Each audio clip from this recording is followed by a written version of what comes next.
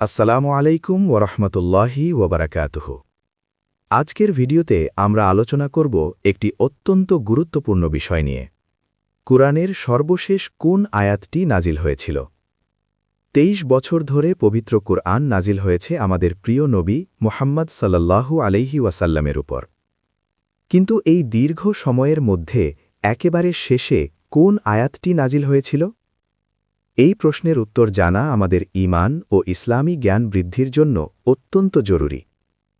আজকের এই ভিডিওতে আমরা ইসলামী পণ্ডিতদের বিভিন্ন মত তুলে ধরব এবং সবচেয়ে প্রসিদ্ধ ও গ্রহণযোগ্য মতটি শেষে আলোচনা করব। আমাদের সাথে শেষ পর্যন্ত জুড়ে থাকুন। আলোচনা শুরু করার আগে ভিডিওটি লাইক করুন, শেয়ার করুন আর চ্যানেল সাবস্ক্রাইব করে নোটিফিকেশন বেল প্রেস করতে ভুলবেন না। তাহলে শুরু করা যাক। প্রথম মত, সূরা নাসার।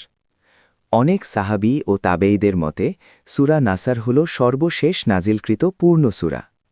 সূরা নাসার যেটি বলে, যখন আসবে আল্লাহর সাহায্য ও বিজয় এবং আপনি মানুষকে দলে দলে আল্লাহর দ্বীনে প্রবেশ করতে দেখবেন, তখন আপনি আপনার রবের প্রশংসাসহ তাসবিহ পাঠ করুন এবং তার কাছে ক্ষমা প্রার্থনা করুন। নিশ্চয়ই তিনি তওবা কবুলকারী। এই সূরাটি নাজিল হয়েছিল মক্কা বিজয়ের পরে, বিদায় হজ্জের কিছু সময় আগে। হজরত আবদুল্লাহ ইবনে আব্বাস রাদিয়াল্লাহু আনহা বলেন, এই সূরা নাজিলের মাধ্যমে রাসূলুল্লাহ সাল্লাল্লাহু আলাইহি ওয়াসাল্লামকে তার মৃত্যুর সংবাদ জানিয়ে দেওয়া হয়েছিল। ওমর রাদিয়াল্লাহু আনহা এই সূরা সম্পর্কে বলেছিলেন যে এটি রাসূলুল্লাহ সাল্লাল্লাহু আলাইহি ওয়াসাল্লামের বিদায়ের ইঙ্গিত বহন করে। তবে এটি সর্বশেষ পূর্ণ সূরা হতে পারে, কিন্তু একক আয়াত হিসেবে নয়। দ্বিতীয় মত, সূরা আল মাইদার ৩ নম্বর আয়াত। আরেকটি শক্তিশালী মত হল সূরা আল মাইদার ৩ নম্বর আয়াত সর্বশেষ নাজিলকৃত আয়াত।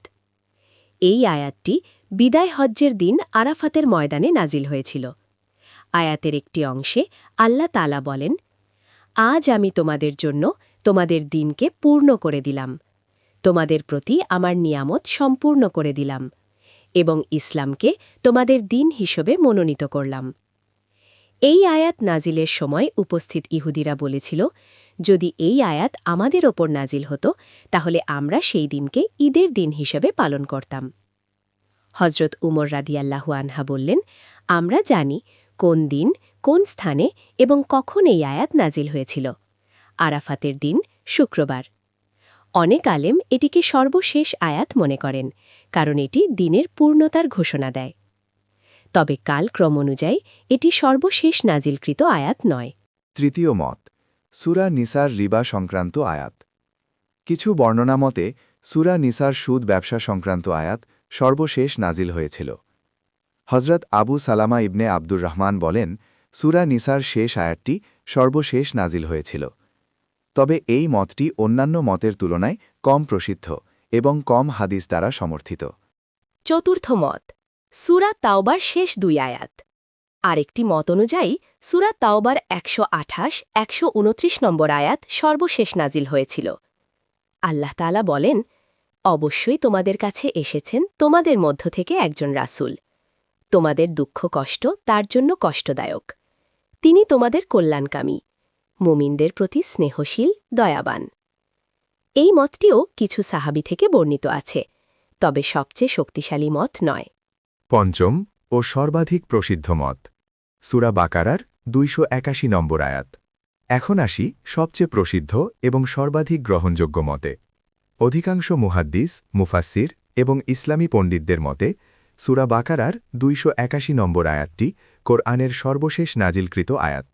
আয়াতটি হল, আল্লাহ তাআলা বলেন, ওয়াত্তাকু ইয়াওমান তুরজাউনা ফীহি ইলাল্লাহ সুম্মা তুওয়াফফা কুল্লু নাফসিন মা কাসাবাত ওয়া হুম লা ইউযলামুন।